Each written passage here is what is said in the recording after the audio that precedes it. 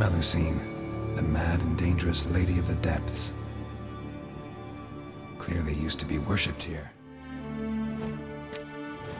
Dropped from on high. Wonder who this is.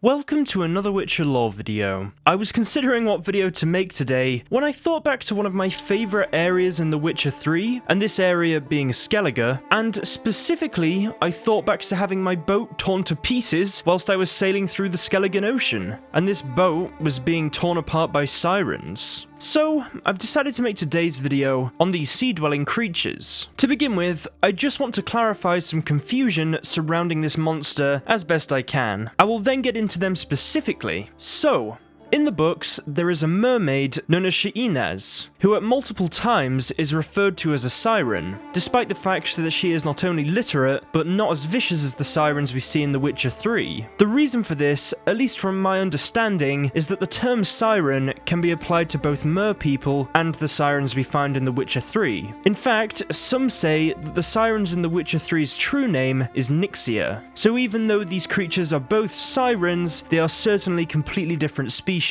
I'll make a video on merpeople in the future, but that's just the very basics of the differences between these two. Anyway, to explain what a siren, as we know them in The Witcher 3 is, I will first discuss their appearance. A siren's face has been described as fang-filled and fish-like. Their bodies have been described as having long talons. Also, they have a large pair of bat-like wings which allow them to fly. However, these sirens have also been described as resembling beautiful maidens, but instead of having legs, they instead have great tails covered in silver scales. The reason for these two very different descriptors is that sirens use their more attractive appearance to lull sailors, or I suppose you could just call them prey, or just prey in general, towards the water. They then kill and eat them. And it doesn't necessarily have to be the water, they just like to hang around the water a bit more than, say, the land. For a siren's combat techniques, they usually hunt in large flocks and make use of their ability to move through both the water and the air effortlessly to kill their targets. They also use their large numbers to overwhelm their prey.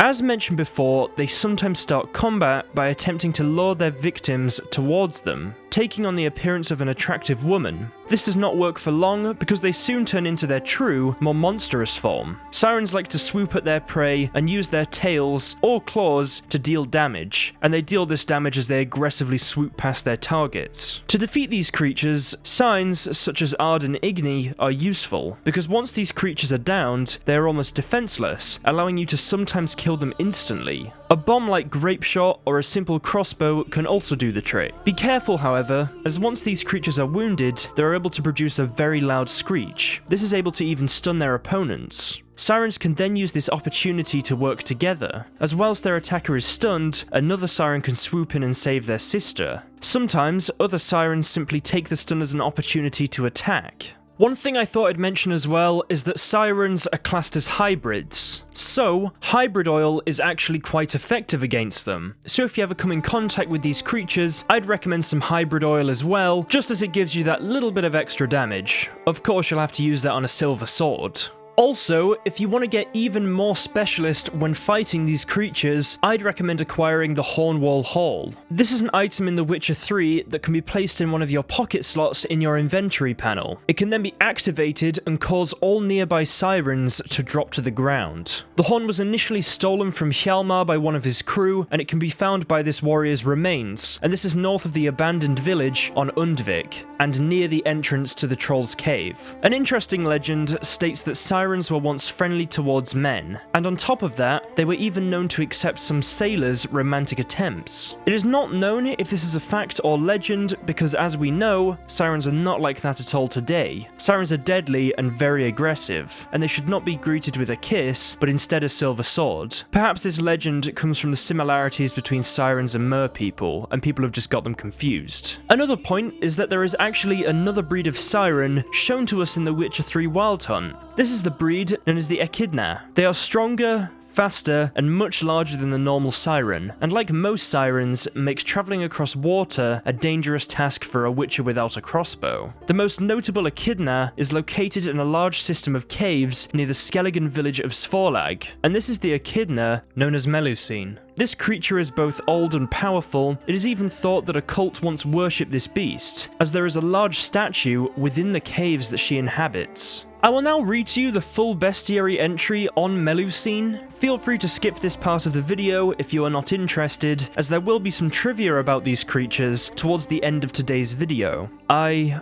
saw a shadow, great wings like a cloud passing over the sky. Then I heard him scream. Brit of Svorlag. In the mountains near the village of Svorlag, in Skellige, lies an enormous complex of caves. For many centuries, they were given wide berth on account of the bloodthirsty ekidna known as Melusine, who had made them into her lair. Melusine was a beast so powerful, some islanders worshipped her as a semi-divine being. The Witcher, however, harbored no such delusions. He knew she was an extremely powerful monster, but a monster all the same. This meant she could be killed. To do so, he would need the highest quality bolts, a silver blade, and a steady hand. And that bestiary entry is quite interesting. This contract's actually really fun. You get to explore some caves in Skellige, and also the boss fight, although not massively difficult, is definitely more difficult than the average siren. So I definitely recommend trying to get that one done if you're still playing The Witcher 3, if you plan to, or you want to play it again. And if you have done this boss fight, please tell me in the comments down below how hard you found it. Finally, to end today's video, I'm going to read to you guys a bit of trivia. A siren is a creature that can trace its origins to the real-world Greek mythology. The sirens were famously encountered in Greek mythology by heroes such as Odysseus and Jason of the Argonauts. These are actually interesting stories from Greek mythology. If you have any interest in them, feel free to have a look at them online. They're really cool. An ekidna is also from Greek mythology, but instead, an ekidna is a half-snake unique creature, and it is presented to us as the mother of most of the Greek monsters, so it's significantly more important than just, say, a normal siren in Greek mythology. Melusine the ekidna, mentioned before, is a feminine freshwater spirit from European folklore. She is often depicted as similar to a mermaid,